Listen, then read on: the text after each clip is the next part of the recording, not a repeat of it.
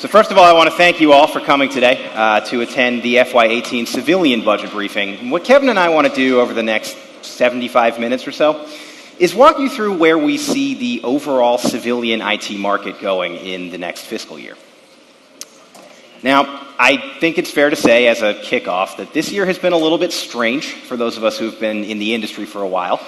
If you attended our briefing last year, you'll know that after the election, we came into it with a little bit of uncertainty, right? It seemed like kind of a new world. We weren't really sure what to expect. So now that we're here 12 months on, I think it's a good opportunity to take stock of where we are and also where we think the market is going. Now, first and foremost, the news cycles are a little more chaotic, right? But it's important to remember that our customers are still public servants. They still have missions to execute on, and maybe even more importantly, we're all still salespeople, right? We all still have numbers to hit. So to that end, we are starting to get a clearer picture of what this administration wants to do with federal IT. And in a lot of ways, the overarching goals are fairly similar. We still see aggressive emphasis on legacy system modernization. Kevin and I are going to talk about that a lot. We're looking at digitizing as much as possible and leveraging the latest technology to deliver high-quality services to customers, both internal and external. Agencies are still looking at big data technologies to drive customer engagement. They're looking at automation to support agile development, DevOps, and human-centric design, and open-source technology to really help them deliver those best-in-breed services. That said, there are some challenges here. I don't think it should be a surprise to anybody in this room that there are some pretty significant management issues that we're seeing across civilian agencies, and they come in a couple of different flavors. So, first of all, there are a lot of vacancies in leadership positions across the department. We also see those a few layers down in the organization at the SES level. And where there are those acting directors, acting branch chiefs, it acts as a roadblock to the types of initiatives that all stakeholders seem invested in here. We're also seeing reports and evidence of a divide between line-level personnel and management on the overall state of federal IT, what works, what doesn't, and what challenges need to be prioritized. Now, more than anything else, the thread that ties this all together is that it's difficult sometimes to filter out what's really important from the noise, both to our customers and to us. And so the thing that we want to do today, more than anything else, is leave you with a sense of what's actually happening. And to borrow a phrase, what is fake news? So let's begin with the IT budgets across the civilian departments, where we have our first example of what the Trump administration's priorities look like. Now, while the order of agencies here hasn't changed much since the last fiscal year, one striking thing is almost that every agency is down in FY18, at least according to the president's request. And now, as usual, we need to take these numbers with a grain of salt. They are requested, and that nothing fully takes place until Congress appropriates that money. That's important to emphasize this year because of that skinny budget that the Trump administration pushed out only a few months ago, which also sent shockwaves. Remember that 30% cuts that they wanted to state and EPA? Well, to get those cuts to actually occur, Congress would actually need to agree to that. And we think this year that's pretty unlikely. The other thing to remember is that we're operating under a continuing resolution, at least until December 8th, which means that our customers basically have the same funding levels as they did last year. Now, it's not clear what will happen when that CR expires, and we're cautiously optimistic that there will be an omnibus, but certainly another continuing resolution is possible. That all means that we could have a serious disconnect between what the administration wants and what agencies actually get. And we always recommend staying on top of your customer's appropriations situation, but this year that's going to be more important than ever before. Of course, regardless of the specifics of appropriations, I think it's a pretty safe bet that a lot of our customers are going to be a little bit budget constrained for the next few years. And that's actually driving some activity on the Hill in order to make it easier for them to pursue the kind of modernization efforts that we're looking at here. That activity mostly comes in the form of the Modernizing Government Technology, or MGT Act, which is still part of this year's NDAA. And MGT does two things aimed at making it easier for legacy system upgrades. First of all, it creates a central fund. It's managed by OMB and GSA, and the idea there is that agencies who have defined needs for capital investment can draw down from that central fund and pay back into it over time as they achieve cost savings. That money needs to be appropriated, so we're not really holding our breath for it this year. More importantly, MGT creates a working capital fund at almost all of the agencies that we work with. And the way that those are supposed to work is pretty simple. Any customers who are able to identify a long-term modernization project that will lead to total cost of ownership reduction will be allowed to reinvest those savings into working capital rather than returning them to the Treasury. And that creates a real incentive that wasn't always there before, because instead of losing the money, customers will be able to move it to the CapEx side of the ledger, which sets off a virtuous cycle of modernization. At least that's the idea. That creates some COTS opportunities, narrowly speaking, for anyone who can help customers measure total cost of ownership of their systems, because they're going to need to be very precise there in order to demonstrate that they're really saving money. But more broadly, it gives you a chance to partner with your customer agencies in a really meaningful way. Show them areas where you know they have opportunities to modernize and where you know you can help them get there cheaply, and you're going to be well positioned to capture those MGT dollars down the road. We also see continued emphasis on some of the policy drivers that began in the Obama administration, in particular around strategic sourcing and category management. Now, the rumor this year is that OFPP is looking for roughly 30% of their technology contract actions to go through what they call best-in-breed vehicles. We don't really know what those are yet, but I think you can make some educated guesses, and it's certainly something that you'll want to keep an eye on from a go-to-market perspective. And last but not least, there is still emphasis on FITARA implementation. Some of you may have seen the scorecards that came out a few days ago, showing that many agencies actually went backwards in terms of implementing that law's requirements. But we're waiting on the President's signature of the FITARA Enhancement Act, which would push back implementation deadlines and give Congress more leverage to put pressure on those lagging agencies. Now, you probably have either seen or heard about the Federal IT Modernization Report that was created on May 1st, which recommends administrations to rely more heavily on cloud and shared services. Now, the goal here is to increase efficiency, cut down on agency costs, and evolve the government's cybersecurity posture. Now, the report contains two meaty sections aimed at reform. The first draws out a roadmap for network consolidation and modernization, which follows up on that data center optimization initiative. It says that high-value assets, or HVAs, will need to be migrated and modernized to newer architectures, ones with better security controls, and practices to have data-level protections. Now, as you would imagine, they're called high-value assets because they're extremely critical to mission integrity. Now, the report also calls for better and more secure network management practices, including remodeling TICs to better support cloud use. And then it calls for fewer piecemeal network acquisitions. Instead, administration wants fewer but larger network deals with providers in the IT community. Now, the second section of the report pushes agencies to rely more heavily on shared services to cut down on the future of stovepipe systems, which are also prone to stagnation, as we know. It pushes agencies to use commercial cloud services and adopt email and collaboration tools in the cloud. Now, the plan would accelerate the modernization and the adoption of CDM for better threat management, while agencies increasingly move to cloud environments and mobile devices. And finally, it encourages the creation of a SOC as a service model to advance security management of agency networks. Now, while upper management is trying to shift systems owners to use shared services, there has been somewhat of a standoff, and this is where you can come in and help your systems owners justify sticking with in-house IT systems by indicating how your software and tools can drive results while being more cost-effective. I want to expand on that divide that Kevin just mentioned, specifically on shared services, because it's emblematic of a trend that we see in sort of a broader capacity across a lot of agencies. Between the management churn that we're seeing here and some of those disconnects in communication, there is a divide oftentimes between the C-suite and the people on the ground that are actually executing missions. In some part, that's driven by the number of acting CIOs and IT leadership that you see here, which, in addition to causing some communications breakdowns, is also, again, a roadblock to reform. When you're not sure that you're going to be leading an organization long term, you're much less likely to try and put your stamp on it.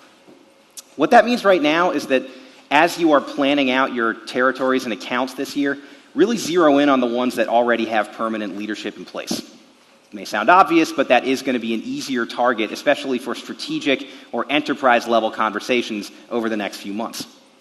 Now, the other issue that we see here, again, is that there's often a divide between the CIOs and the C-suite and the line-level folks that are working on systems.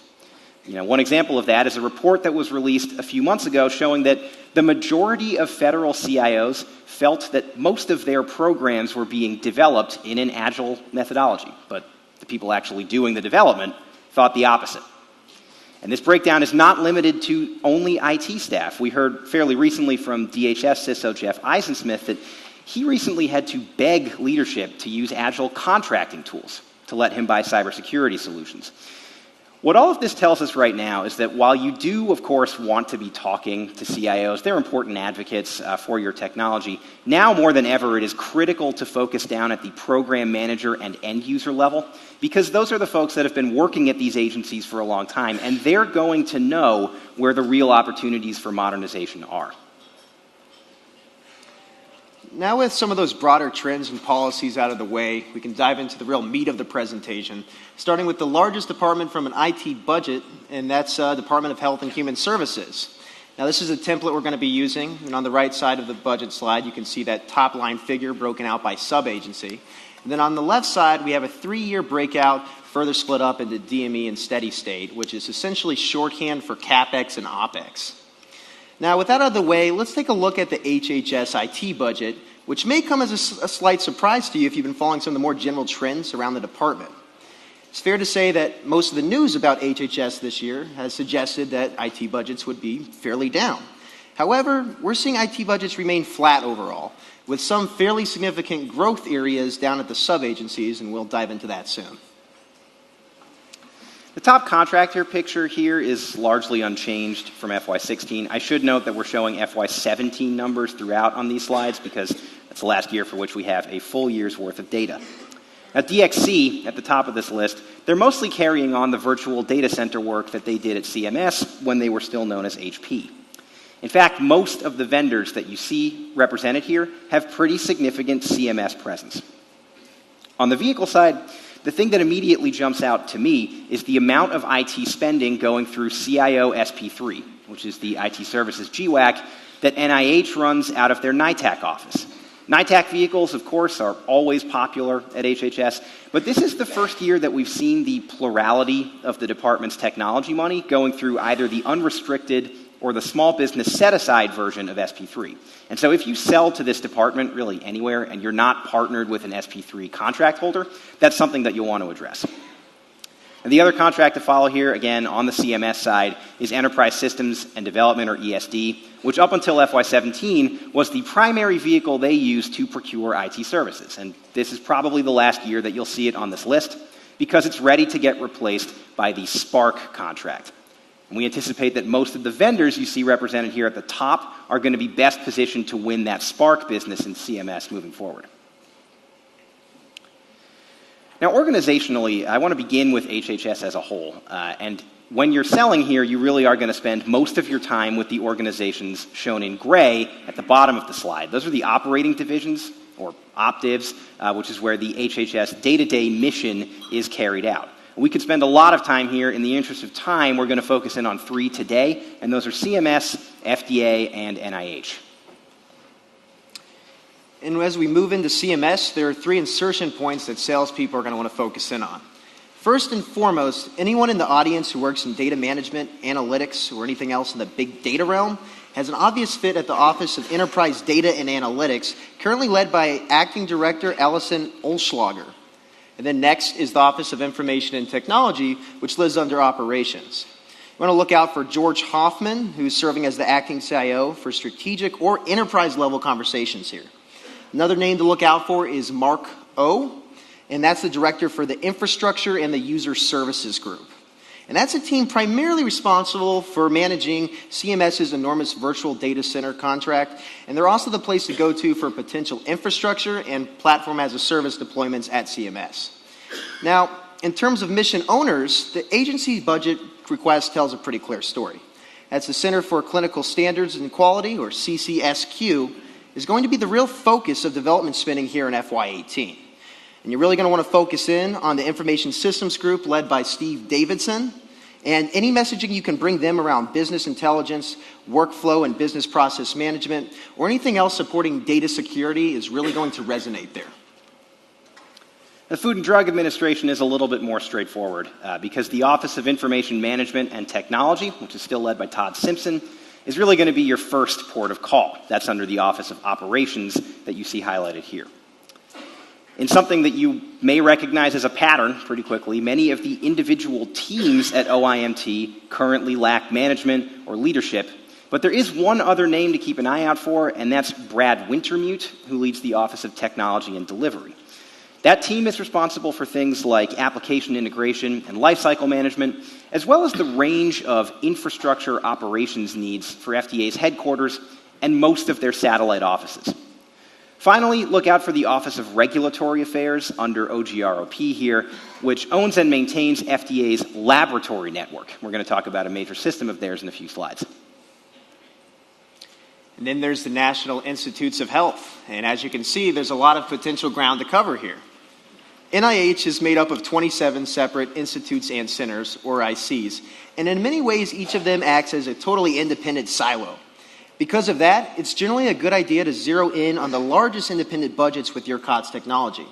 And this year, the ones to pay attention to are the National Cancer Institute, or NCI, the National Library of Medicine, or NLM, and the National Heart, Lung, and Blood Institute, or NHLBI.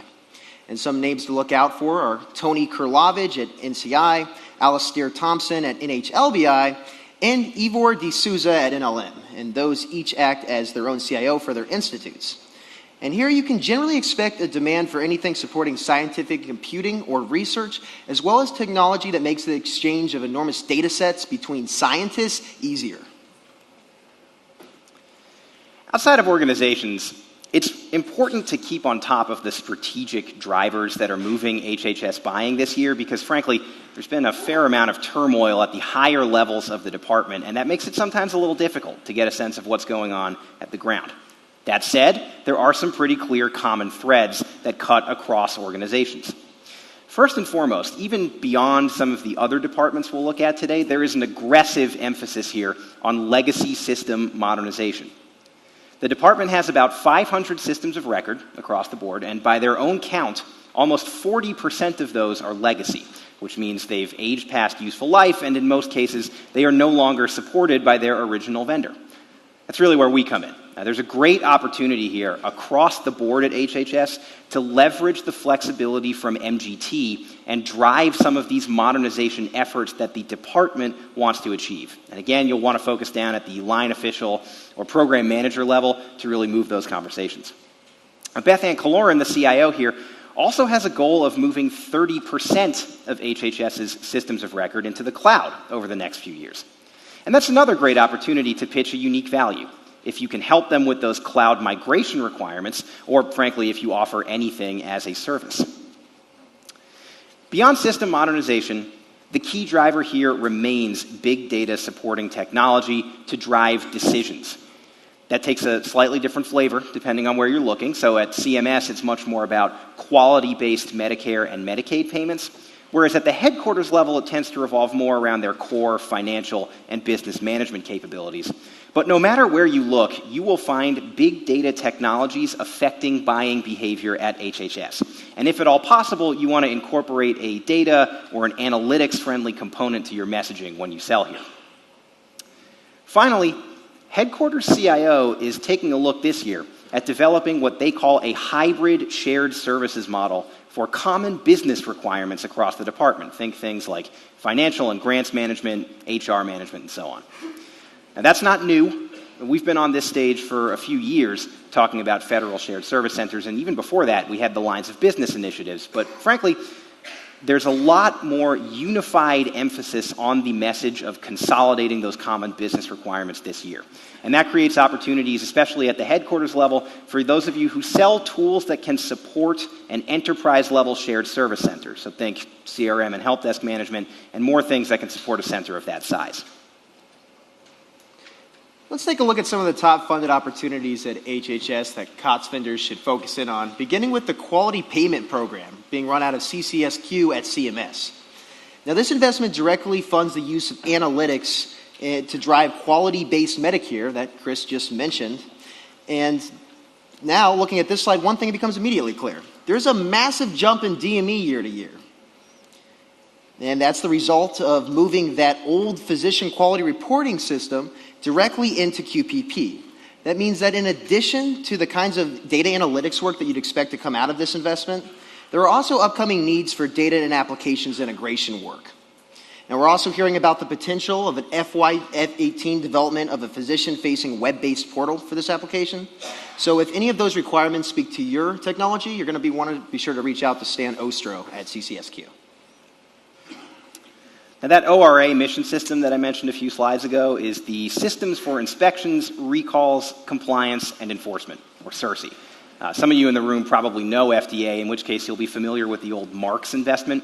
SIRSI is essentially just a renamed and slightly more modern approach to that same tool, and it provides the underlying mission support platform for FDA's laboratory network. There are a wide range of requirements here, running again from application development support through to things like compliance tools and even a little bit of mobile device or application management. Interested vendors, you'll want to reach out to Denise Garnett at OIMT. And on the contractor side, leverage any relationships that you can with Lockheed Martin, because they've been doing the bulk of the software development here, and they figure to be influencers in any buying decisions. And I want to wrap up HHS with a program out of an optive that we generally don't cover. It's the Health Resources and Service Administration's Electronic Handbooks investment. EHB is a little bit broader than the title might suggest. What they do with this program is program and portfolio management, as well as grants management across HRSA, which actually maintains a pretty significant grants portfolio year over year. And what they're looking at developing at EHB this year are enhancements to their core Tableau analytics capability.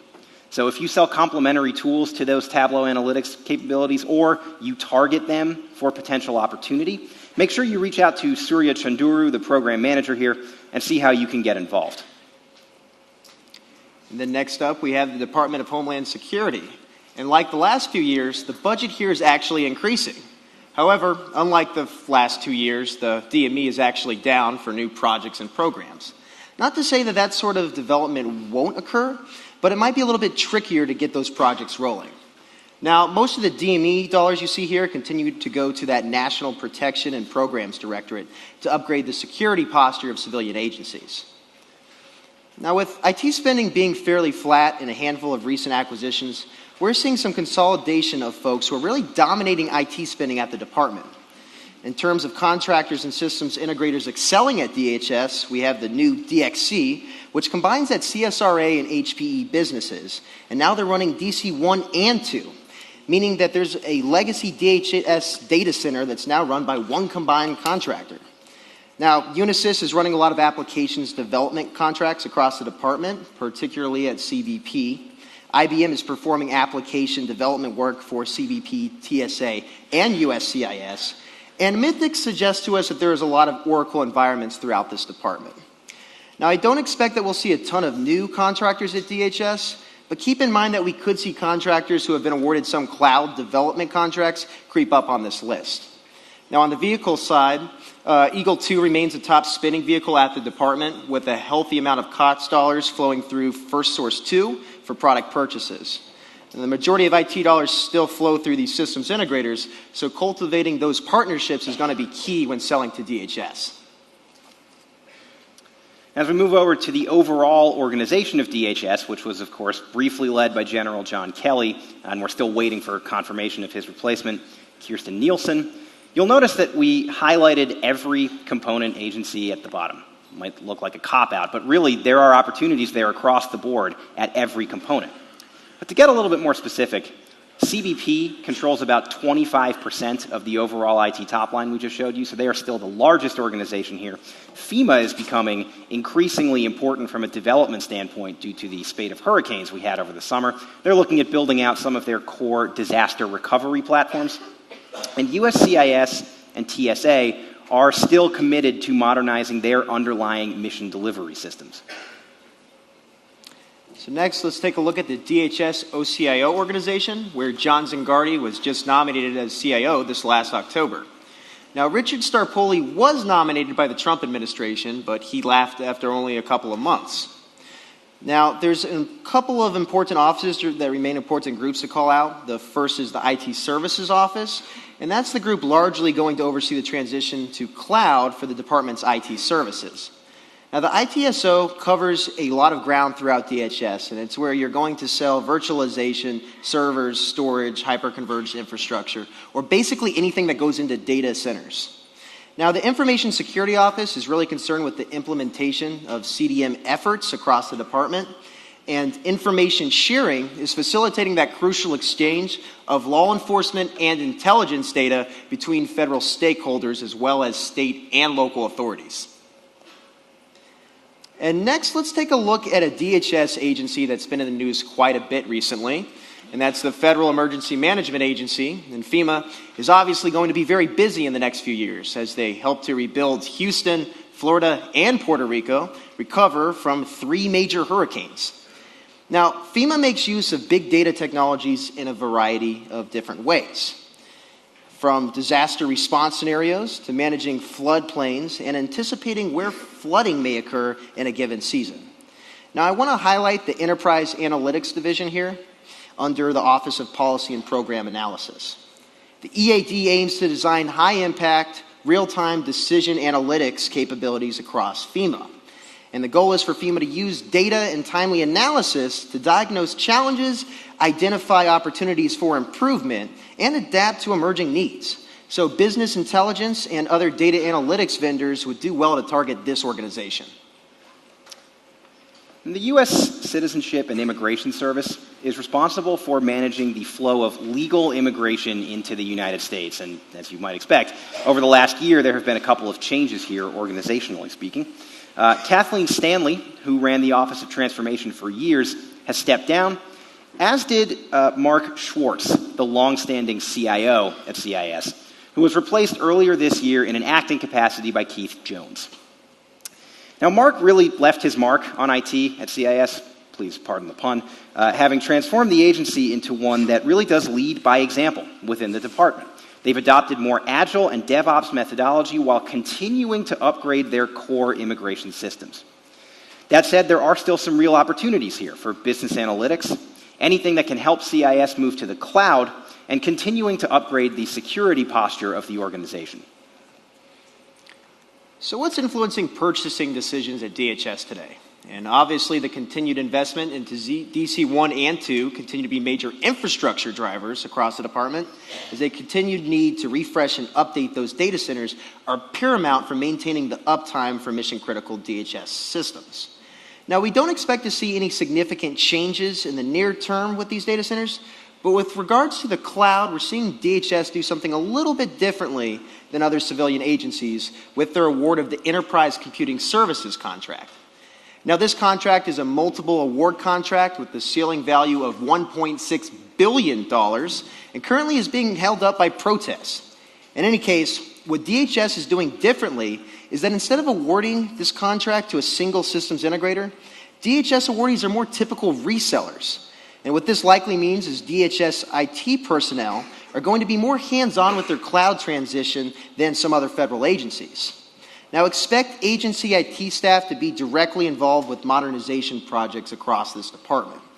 Along those lines, DHS is also trying to become a testbed for more innovative acquisition techniques, and the reverse industry days have been popular. However, with that innovation has come plenty of protests, such as the failure of Flash, that agile development contract. But keep an eye out for Flash 2.0, with hopefully this time more consistent award criteria, which was Flash's downfall. If your solutions can function in an agile or DevOps environment, Flash awardees could be another route to market your solutions within DHS. I think it's appropriate to begin our look at DHS programs with a major FEMA investment, given the role that they look to play over the next few years, specifically the National Flood Insurance Program IT Phoenix line item, which aims to modernize the underlying technology stack for one of FEMA's most critical programs. The goal of Phoenix is to process millions of flood insurance policies and claims, to reduce the impact of flooding, and to help drive community recovery after disasters. And the program has needs for application development support, anything that can track financial transactions, and analytics and even some GIS capabilities to help them map floodplains. Now, if that's something that you can speak to, you'll want to reach out to Garrett Technology Services, because they're currently undertaking design for the ultimate system here, and they're going to be influential in deciding whether or not your COTS tools get baked into that final program. Now, our next DHS program is a classic, and that's transformation. And transformation is receiving a renewed push to continue to update and modernize older systems in CIS's IT framework. Now, this program will continue to be important as the administration attempts to reprioritize the immigration system and increase efficiencies within government agencies. Now, while transformation is certainly focused on moving CIS away from paper-based applications for immigration, it also functions to re-architect the agency's IT environment, ensuring greater integrity and security to protect against insider threats. Now, CIS identifies the continued needs for cybersecurity tools, analytical technologies that help with business processes, and data management tools. Then we have our last DHS program, which is, of course, the Continued Diagnostics and Mitigation Program, or CDM. And everyone knows that CDM is one of the government's key cybersecurity programs. But we're talking about it this year because it changed up its strategy pretty significantly. The CDM BPAs are dead, and the government now uses a combination of Alliant and eventually Alliant 2 for services and specific GSA Schedule 70 SINs for product. Now, CDM continues to evolve, and the new acquisition strategies will allow for greater flexibility in tailoring the solutions for agency-specific needs. Now, while DHS and GSA are sticking with the agency groupings that they set up in earlier phases of the program, the Alliant vehicle gives agencies more freedom to acquire the types of services that they need for implementation. We've talked a few times throughout this presentation already about areas where there's maybe a little bit of a disconnect between public expectation and what we see on paper. And in a lot of ways, Veterans Affairs is sort of a poster child for that phenomenon, because although the discretionary budget request overall is up here, if you look at that technology spend, you'll actually see that in FY18 it is down fairly significantly. Now, I do want to contextualize that a little bit. A big driver of that decrease are things like workforce attrition and some other efficiencies that the department believes that they can find here this year, and not necessarily cuts to the programs that we sell to. Nevertheless, it is a little bit surprising. Moving over to the right, you'll see that the $4.2 billion top line here is broken out among the headquarters portfolio and then the Veterans Health Administration and the Veterans Benefits Administration. And that ratio hasn't changed much since last year.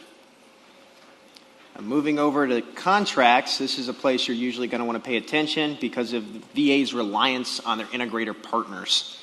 AT&T spend is primarily under the networks contract here. Booz Allen Hamilton is providing cybersecurity support and development. And most of these other contractors have one thing in common, and that's they're all T4 awardees or T4 Next Gen awardees. And if your sales model involves systems integrators, you really need to focus in on the T4 NG primes here.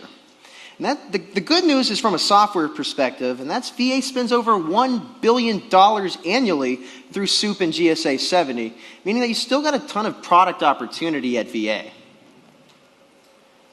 Now, the overall VA organization has a handful of points of entry that are really worth focusing in on.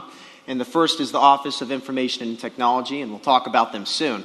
But the other two places are the Veterans Health Administration and the Veterans Benefits Administration, which are both becoming more increasingly groups of influencers rather than true decision makers in technology acquisition. And again, we'll talk about that soon. Now, to that point, we've looked at OINT as the major insertion point for COTS vendors at VA for the last few years. That hasn't really changed.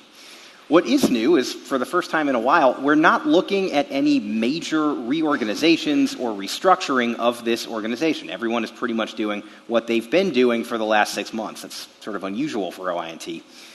That said, the management issues that we've been addressing throughout here are certainly present at OINT as well. First of all, there is currently no permanent CIO at VA.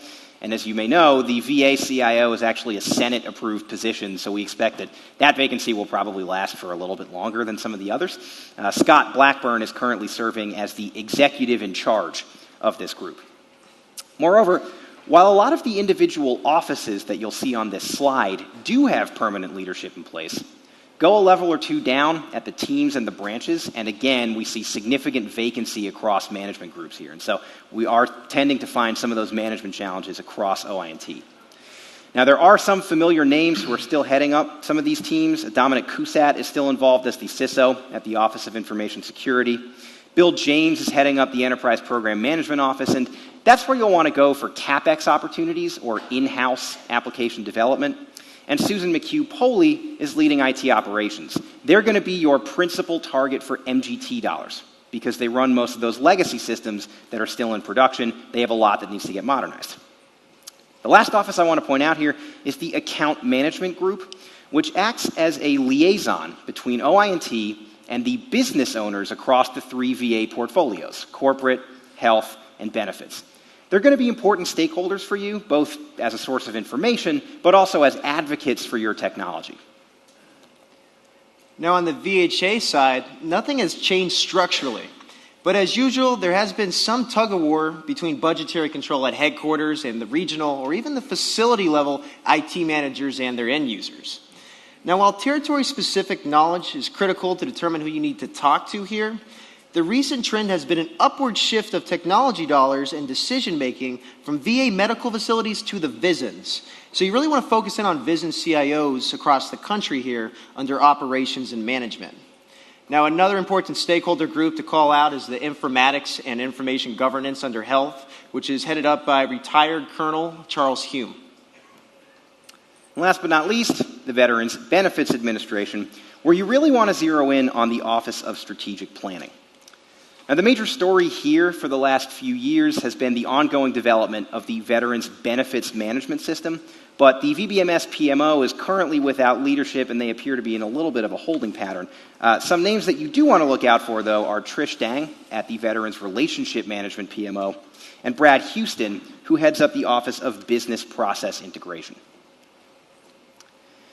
And now I want to address the elephant in the room, which is Secretary Shulkin's recent decision to migrate VA off of VISTA, the homegrown electronic health record that they've developed over the last few decades, and onto a COTS platform provided by Cerner, mirroring what DoD did with Genesis in the Defense Health Agency. Now, there are still a lot of unanswered questions about what that Cerner migration is going to look like. First and foremost, we don't know how they've handled data integration concerns, both between VA and DoD, I'll talk about that in a few slides, and also between VA and the numerous private medical providers that veterans are entitled to use.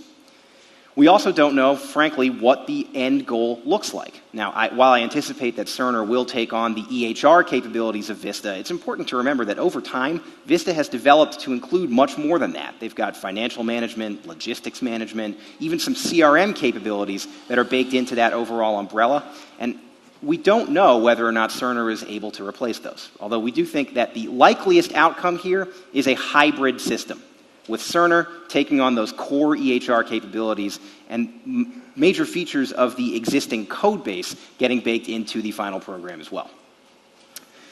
Another thing to look out for here is the expansion of the Veterans Choice Act.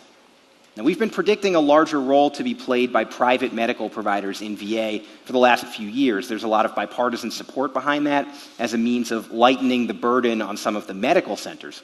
But there are still a lot of technical and logistical questions that need to be answered here. Again, most importantly, in terms of moving veteran data from VA to systems outside of its network, but ensuring that that data remains protected and private. A lot of this is going to hinge on the ultimate Cerner decision, but we do think that if you can speak to those data protection or data migration challenges, there's going to be opportunity for you in the near-term future at Veterans Affairs. And finally, the department continues to overhaul and upgrade its corporate IT capabilities. There's $30 million set aside in this year's budget for pilot infrastructure and platform as a service programs. And there's also DME money affiliated with the core financial management system and their enterprise human capital management platform.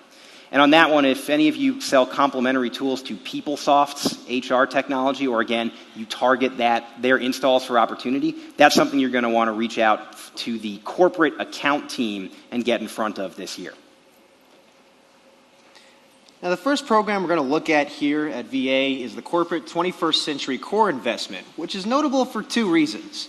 First of all, in these budget-constrained environments, $98 million in DME is significant, and it represents a major share of the development of overall CapEx this year at VIA. And so, secondly, a major aspect of this program is the core financial management system modernization piece that Chris had just mentioned, and it was delayed into 2019 to allow for additional design and acquisition planning, as well as business process reengineering.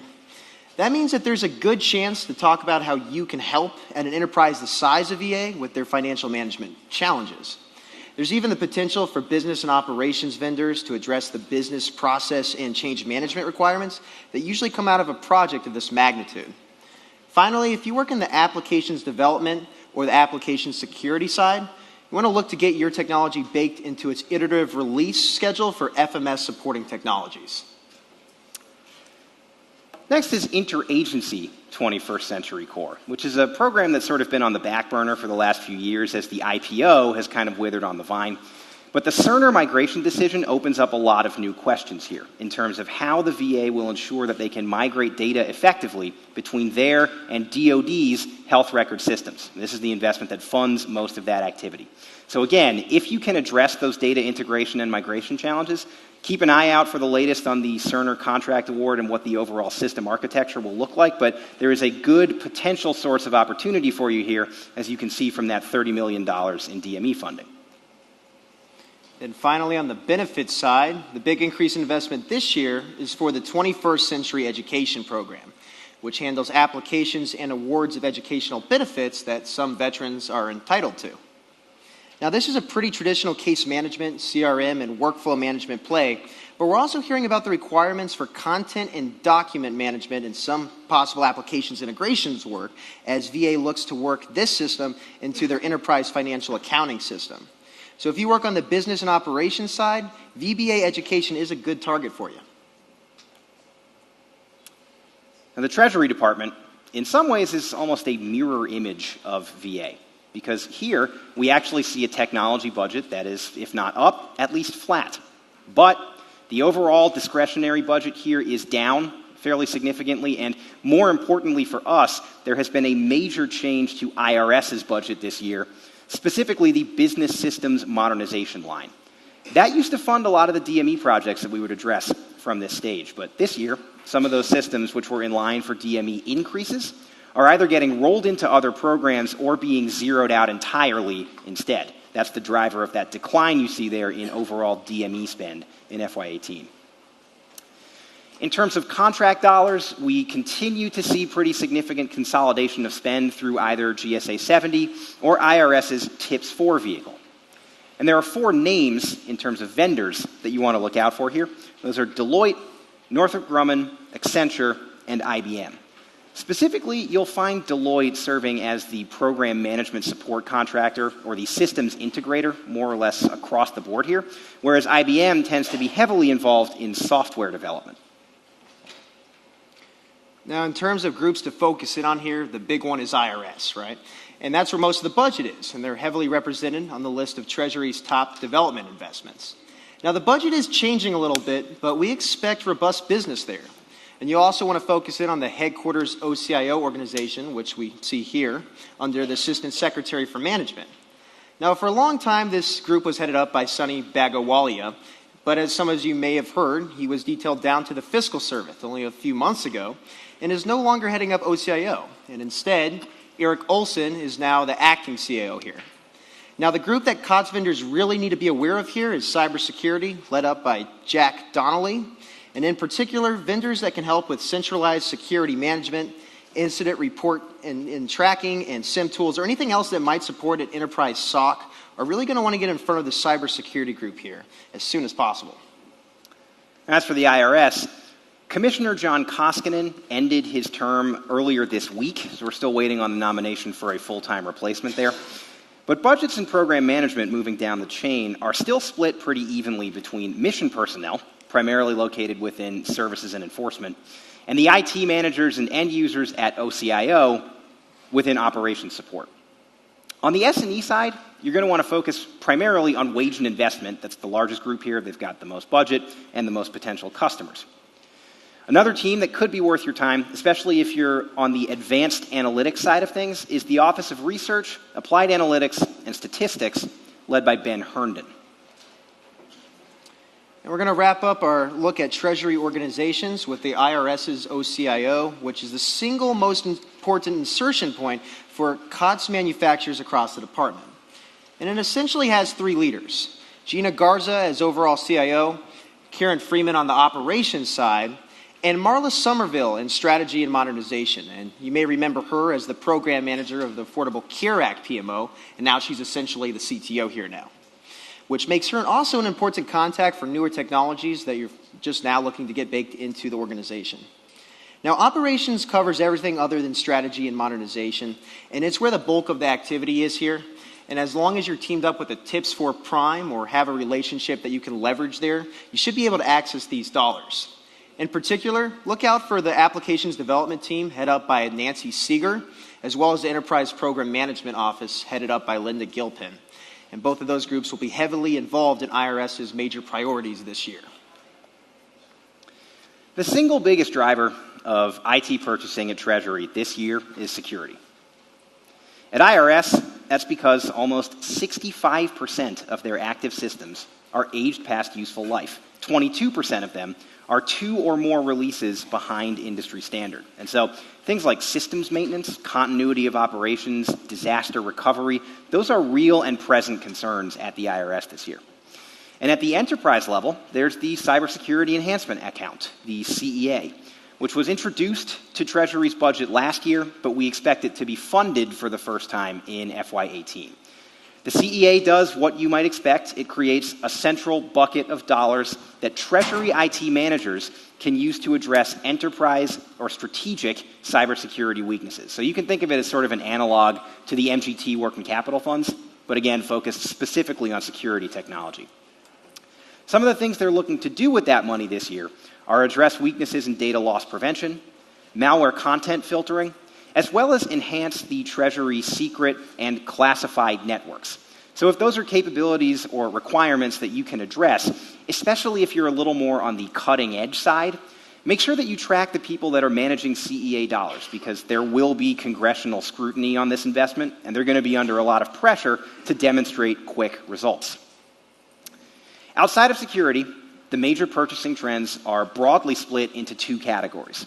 We see the expansion of things like workflow management and analytics tools to drive data-driven decisions, and building up and enhancing the citizen-facing web presence of Treasury bureaus. The primary motivator there is actually cost saving in the form of reducing help center calls and call center staffing. So in general, we see it as an automation play across the board. But if you can speak to that increased citizen or customer service mandate that we're seeing here, you're going to find a willing audience across the Treasury. And on the program front, the first thing we want to address is another old standby of ours, the Return Review Program, or RRP, which is IRS's enterprise fraud detection platform. The reason that we want to talk about it this year is the Bureau views RRP as its means of addressing those enterprise-wide data-driven decision requirements that I just talked about. And so we're looking at data integration, application development, and beefing up their analytics capabilities as they attempt to use RRP to support decision-making across the IRS. Now, you want to reach out to Melissa Kamenan, the IRS program manager here, if that's something you can address. And on the contractor side, look to Northrop Grumman if you work in infrastructure, because they operate the infrastructure that RRP is hosted on. Otherwise, you'll find Deloitte here providing system integration support, and IBM from a software development standpoint. Then next up is web applications, which is the major investment supporting IRS's requirement to improve their customer service. Now, the primary motivator for that improved customer service is not just the satisfaction of a job well done. The hope is that the Bureau will be able to achieve significant cost savings by presenting citizens with as much data and information as possible, and thereby reducing the number of help desk calls and tickets that IRS will need to deal with on the back end. Now, that means that your requirements here primarily run towards content and knowledge management, but there are also elements of applications development, service management, and possibly help desk support tools, which will also be needed there. So Linda Terlicki is your primary point, so you're going to want to get in front of her for when talking to web applications. And now something a little bit more targeted. The EA3 program, which stands for Authentication, Authorization, and Access. For the last few years, this has been the line in IRS's budget that went to funding their licenses for CA's SiteMinder tool. But this year they want to expand into the other two A's, authorization and access, and they want to develop a more holistic ICAM solution. This also plays into that improved customer or citizen service angle that we're seeing across the department. And the idea here is that if you log into an IRS website, you want to be sure that your data and your identity is being protected. So again, if you can speak to those requirements, Wayne Taylor, the program manager, is going to be your primary point of contact here. And then moving on, over the past couple of years, the Department of Agriculture has requested and received approximately the same $3 billion IT dollars from Congress. But what makes FY18 a little bit differently from the past 2 years is its initiative to consolidate 17 disparate networks and roll them up to the CIO level. Now, a large portion of these dollars will be used for keeping the lights on at many of USDA's systems and data centers, and a lot will be allocated to state governments in the form of grants. Now, USDA also maintains roughly the same amount of DME dollars year to year as well. Now, if you look on the chart to the right, it appears that 31% of the IT budget goes to FNS, but that's mainly grants. With FNS out of the way, the Office of the Chief Information Officer gets most of the department's IT funds within the organization and want to be targeted more heavily in the future as the new administration plans to continue with that agency IT consolidation. However, at the moment, agriculture has one of the most dispersed IT environments across the civilian landscape. So there's still ample amounts of opportunities at a good portion of the department's sub-agencies. Now at USDA, each individual sub-agency tends to do work with about 2 or 3 different contractors. Except Dell supports some of the hardware and software in user services through the Client Technology Services Group.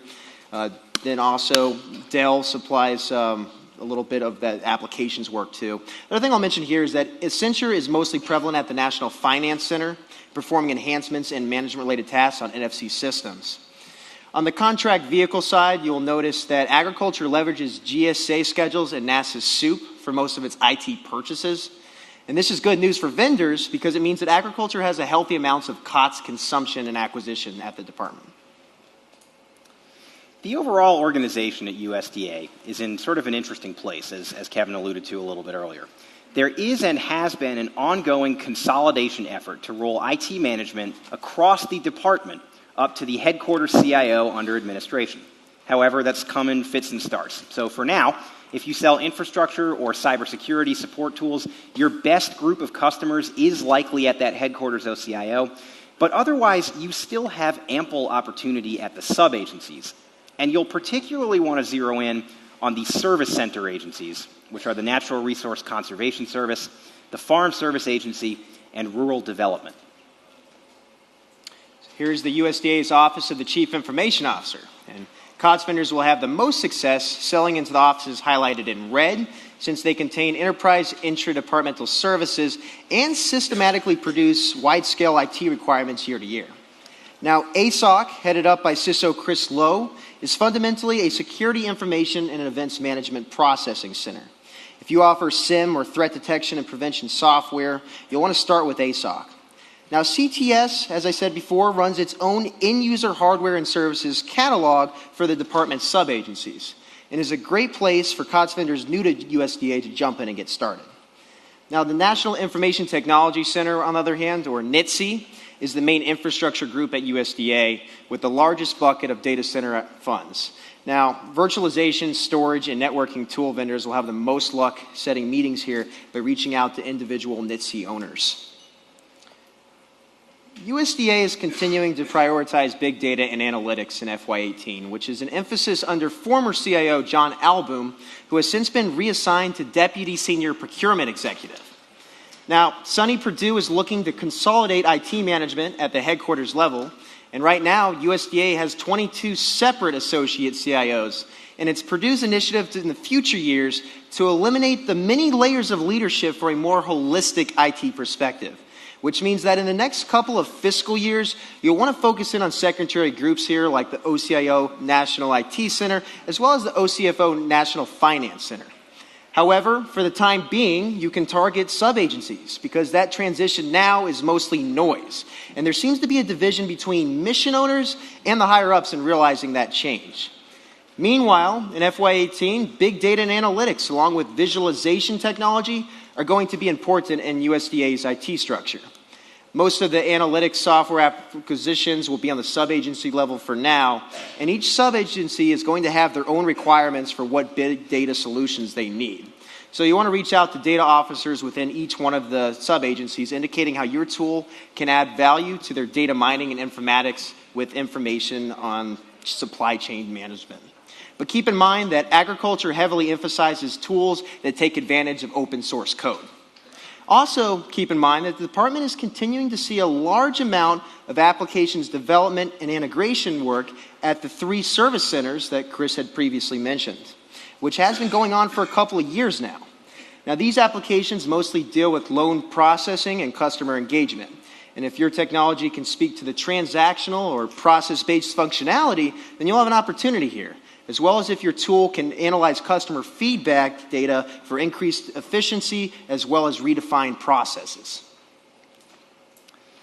For the rest of the briefing this morning, folks, we're going to focus on 2 programs per agency, just in the interest of time.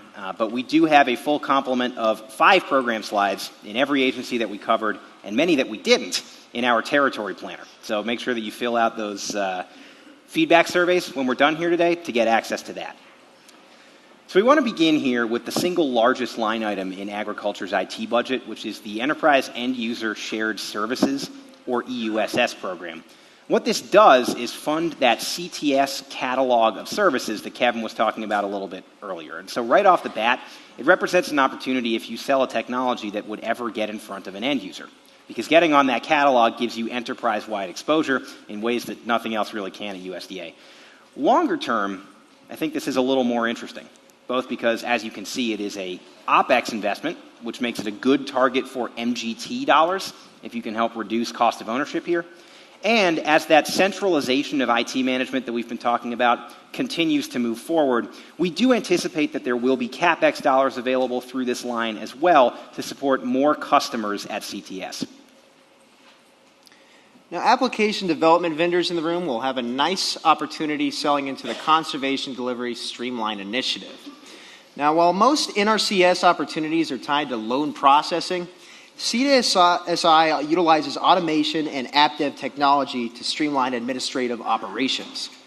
Now, it's not too late to get involved if you offer application development, automation, or data integration technologies, since the program has been essentially designing and testing new capabilities for the last 2 fiscal years and shows no relative sign of stopping. Now, any cyber vendors in the room will also want to take note that there is a need for ICAM administrative application access technologies, so they'll also want to look to get involved. And if you offer any of those technologies, CDSI can be a pretty good target.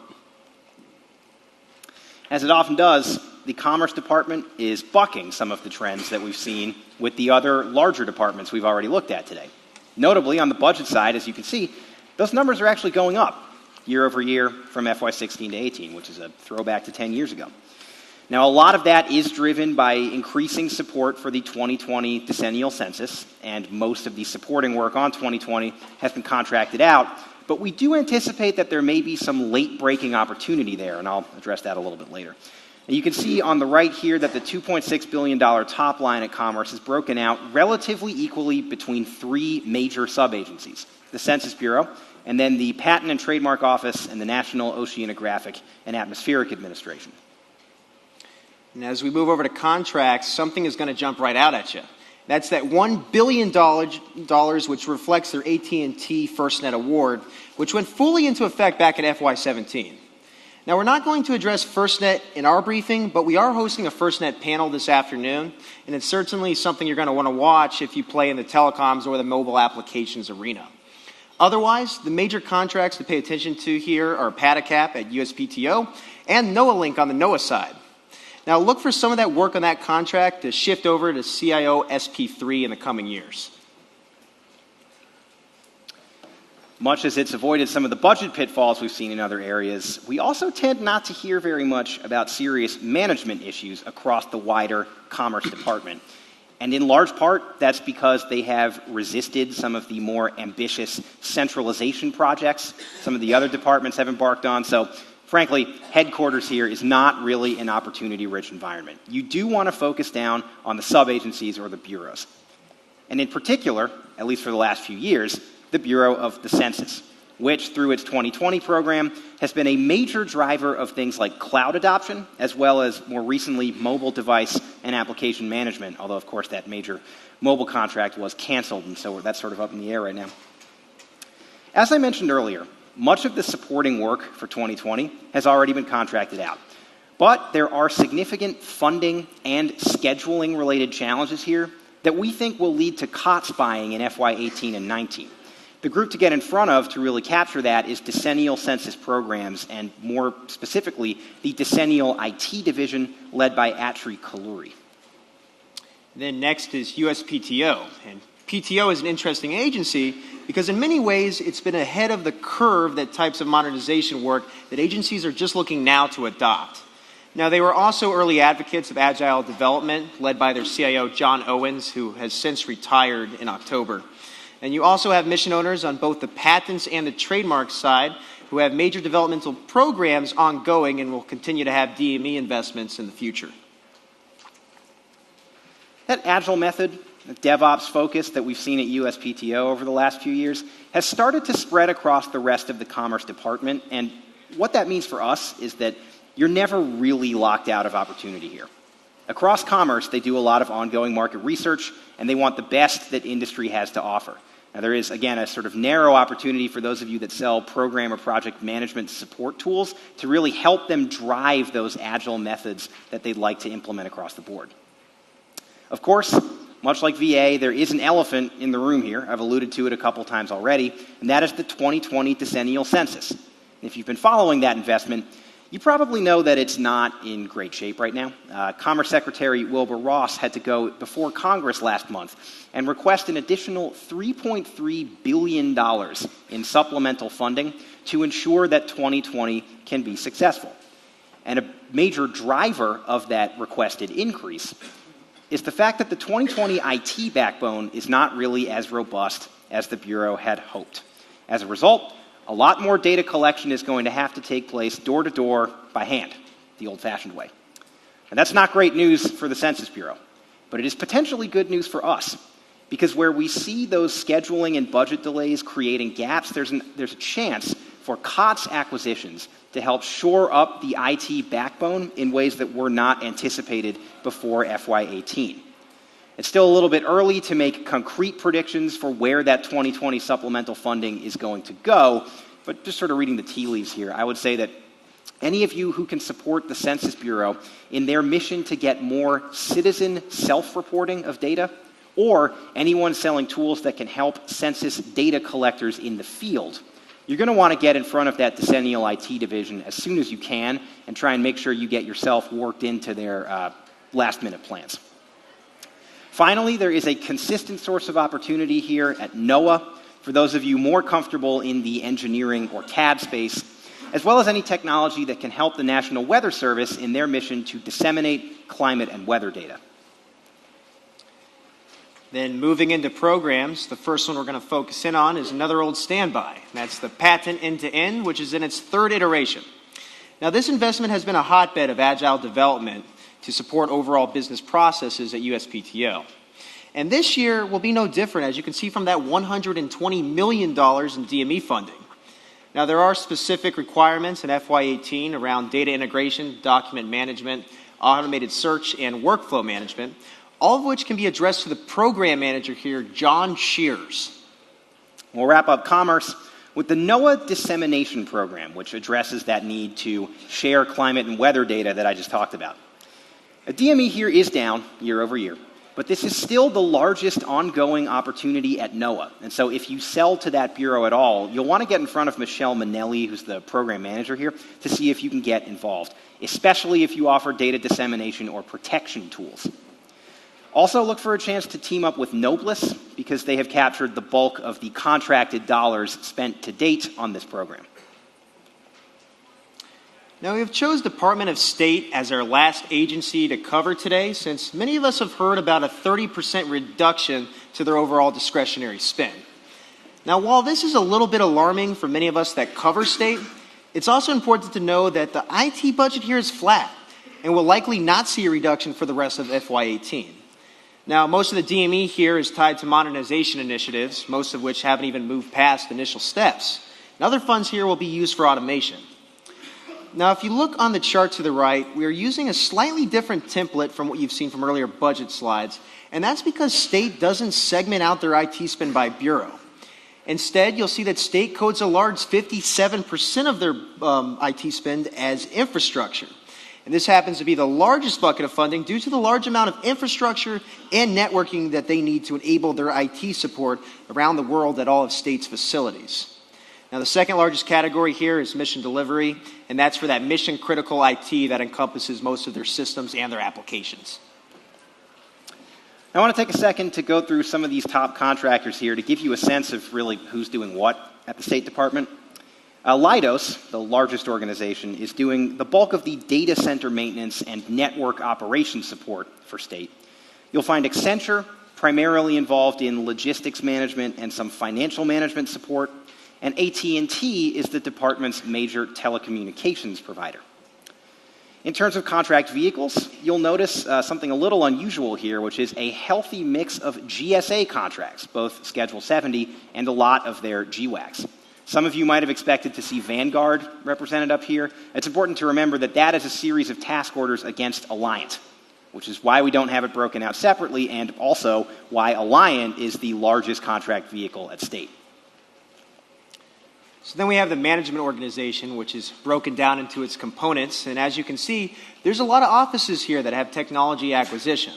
Now, the core technologies that will be driving purchasing decisions at these groups this year are IT infrastructure, cloud implementation, and cybersecurity. Now, the IRM office is a great target for infrastructure and network tools and security products. Meanwhile, diplomatic security and consular affairs will be your best bet for technologies that can help aid in mission success, such as big data, analytics, app dev, and visualization tools. Now, with that out of the way, we can dive into the largest funded bureau at state, which is consular affairs. And more specifically, the Consular Systems and Technology Organization, because CST manages the majority of the IT dollars here, and more pertinently, the majority of the DME funding across the State Department. There are some specific teams that you want to focus on at CST, where new systems tend to follow pretty much the same life cycle. They begin at the Enterprise Technology and Architecture Group before moving over to Enterprise Systems Development for build-out. And once they're in production, they're managed either by Enterprise Systems or by Enterprise Operations Support. And those two are going to be your best targets from an MGT perspective. Because again, that's where the legacy stuff lives, and they have the majority of the OpEx spend at CST. Finally, there is the Program Management Organization, which overlays everything. It's where a lot of your potential customers are ultimately going to sit. Now, since state manages a sizable chunk of backbone IT infrastructure overseas, they are continued buying lots of IT infrastructure technologies. And in recent years, state has been putting larger emphasis on purchasing technologies that streamline functionality while cutting back on the pure amount of physical hardware in efforts to create hyper-converged data centers. Now, if you have cutting-edge virtualization or cloud-enabling technologies, you'll have opportunities by reaching out to individual data center managers and enterprise architects here. At state, the bulk of IT spend concerning infrastructure sits under the Information Resources Management Bureau. However, other technology providers, especially ones that offer applications development and data protection software, will find the best luck reaching out to bureaus that contain mission IT priorities. On the technology management front, the department plans to expand their foreign affairs network services by 15% by the end of FY18, which means, once again, additional infrastructure technologies will need to be purchased to handle the influx of customers on the back end accessing the network. Now, under Rex Tillerson, cloud technologies will be paramount to cost reduction in the next 2 fiscal years, and the Foreign Affairs Network is one of the initiative's enablers. You also want to take note that CIO Frontis Wiggins recently reported that he only oversees about 1/3 of the department's IT dollars, which means that you can essentially approach many offices in for IT sales. Now, finally, the department has the objective to consolidate its many business systems with U.S. aid systems to cut back on duplicative efforts and thus save money. So if you have data integration or collaboration technologies, you want to target these systems.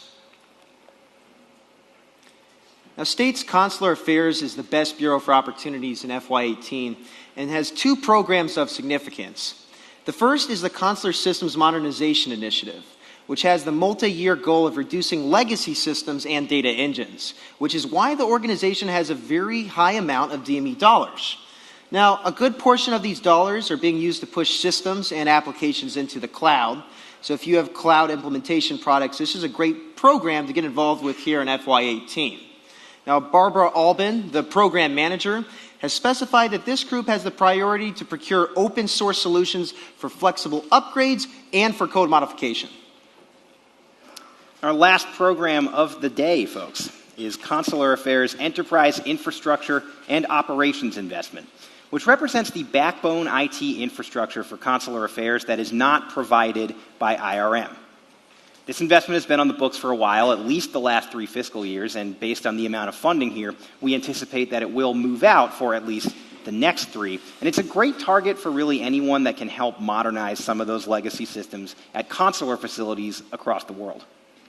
One important thing to note here is that if you are approaching this investment, you want to make sure that you can team up with Harris, if at all possible. They have captured the vast majority of the contracted spend here, and they figure, again, to be influencers in any COTS buying decisions. All right. I know we've covered a lot of ground today, so I want to take a minute to sum up some of our key takeaways and conclusions. Now, as I said at the beginning, the times may be a little bit more interesting, but ultimately, we all still have numbers to hit. And it can be challenging to separate rhetoric from action sometimes, but I really do want to emphasize that there is real energy across government for the kind of legacy system modernization, leveraging the flexibility of the MGT Act that Kevin and I have been talking about this morning. Agencies are looking at a more customer-centric design approach, as well as agile development, DevOps, or human-centric design methodologies to really enable them to deliver those best-in-breed services. Cybersecurity, of course, is still top of mind for everyone involved here, but even there, things like the recent transition of CDM over to the schedule SINs for product and Alliant for services is formalizing that acquisition process in a way that we haven't really seen before. It's making it easier for our customers to get the tools that they need, and it's making it easier for us to sell them. All that said, there are challenges on the horizon. Some are the same as ever, but some are new. There really is no avoiding the fact that we have an administration that wants to lower discretionary spending levels at civilian agencies. And so we think that there will be downward pressure on our customers' budgets for the foreseeable future. Those budget challenges are compounded by some of the management issues that we're seeing. I think it's safe to say that most of you are dealing with customer agencies that aren't as fully staffed as you're necessarily used to. And after a year, it's difficult to anticipate that the pace of appointments, confirmations, or promotions is going to pick up anytime soon. And what that means, what we're hearing from our government contacts, is that those of us in this room are more important than ever to them to ensuring that they can execute on their missions. We are their crucial connection. They're going to be dealing with less money, and in some cases, less defined leadership moving forward, and they need help from their technology partners to make sure that there are no gaps in mission delivery. They also need us to help them demonstrate total cost of ownership reduction. They need to measure that and be able to apply it in order for MGT to be fully utilized and set off that virtuous cycle of systems modernization that we're looking for here. In sum, the opportunity that we have in front of us in FY18 is to use it as a springboard, to partner with our customers in a really deep and meaningful way and drive both mission and business success for them and for us. I want to thank you all for your time this morning. Kevin and my contact information is up on the screen. Feel free to reach out if you've got any more questions. Otherwise, enjoy the rest of your day.